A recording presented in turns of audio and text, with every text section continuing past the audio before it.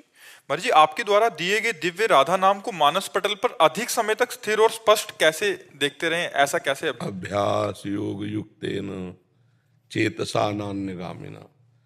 अगर हम नित्य निरंतर अभ्यास करें, सातु दीर्घ काल निरंतर सत्कार सेवितो दृढ़ भूमि। यदि दीर्घ काल तक आदर सहित निरंतर अभ्यास करें तो दृढ़ भूमि, फिर तो आँख खुली है या बंद है, हमारा लक्ष्य हमारे सामने रहता है।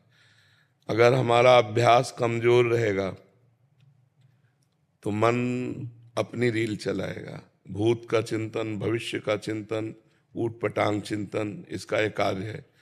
हमारा अभ्यास दृढ़ होगा तो चेतसा नान्यगामिना, हमारा चिंतन अन्य जगह न जाने पावे। राधा राधा राधा। तो नाम जपते हुए भी सांसारिक कार्य बहुत प्रवीणता पूर्वक किए जा सकते हैं। मामुनिस्मर युद्ध च, भगवान ने कहा मेरा स्मरण करते हुए युद्ध करो।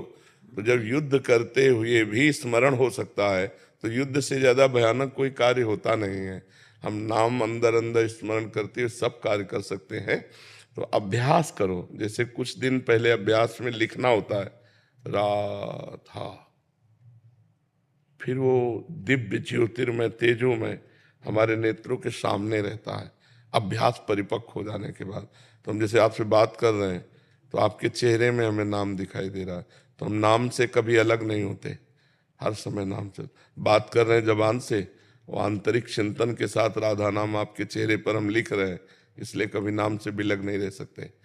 तो हम ये अभ्यास करें, किसी से बात करें उसको बोलने दें ज्यादा, अपने कम बोलें, बहुत सही उत्तर दें, सही वार्ता करें, कोई झूठ ना हो, किसी का अहित ना हो, कोई अमंगलकारी शब्द ना हो, और बार बार नाम, बार बार नाम। तो आप एक गृहस्थ में होते हुए भी एक अच्छे साधक हो जाएंगे। और नाम से लोक परलोक सब पुष्ट हो जाता है। ज्ञान, वैराग्य, भक्ति जो चाहो सब जागृत हो जाती है। हमारा संसार का चिंतन छूटे तो हमें आत्मिक शक्ति मिलती है। देखो 6 घंटे जब आप नींद में शयन करते हैं तो क्या होता है, आपको एक नवीन बल मिलता है ना, इंद्रियां एक नवीन बल का अनुभव करते हैं ना। क्यों? सोने में क्या बल मिला? संसार का चिंतन छूटा। 6 घंटे संसार का चिंतन छूटा तो 24 घंटे ऊर्जा शक्ति। और अगर जागते हुए संसार का चिंतन छूटकर परमात्मा का चिंतन करते हुए, फिर क्या कहना, फिर तो सतरति सतरति सा लोकांत तारयति, वो स्वयं तर जाता है, स्वयं तर जाता है, लोगों को भी तार देता है। तो इसलिए हमारा मनुष्य जीवन भगवत प्राप्ति के लिए मिला है। कम से कम हमसे ऐसे कर्म ना हो कि हम सुअर कुत्ता बने, हमसे ऐसे कर्म बने कि हमें फिर मनुष्य जन्म मिले और हम अपने राष्ट्र की सेवा करें, समाज की सेवा करें और भगवान का चिंतन करें। ऐसा हमें सौभाग्य मिले, क्योंकि बहुत दुर्लभ मानव देह है।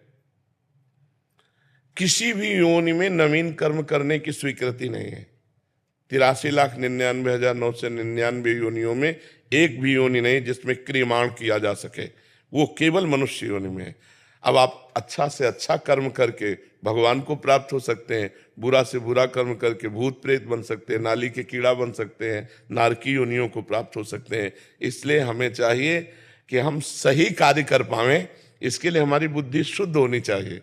शुद्ध बुद्धि करने के लिए हमारा आहार शुद्ध हो, हमारे आचरण शुद्ध हो, तो हमारी बुद्धि शुद्ध हो, और साथ में नाम जप कर रहे हैं तो हमारे अंदर ज्ञान विज्ञान का स्फुरण होगा, हमारा मंगल हो जाएगा। अभ्यासरत रहो, जितना अभ्यास बढ़ाओगे उतना ही मन टिकने लगेगा।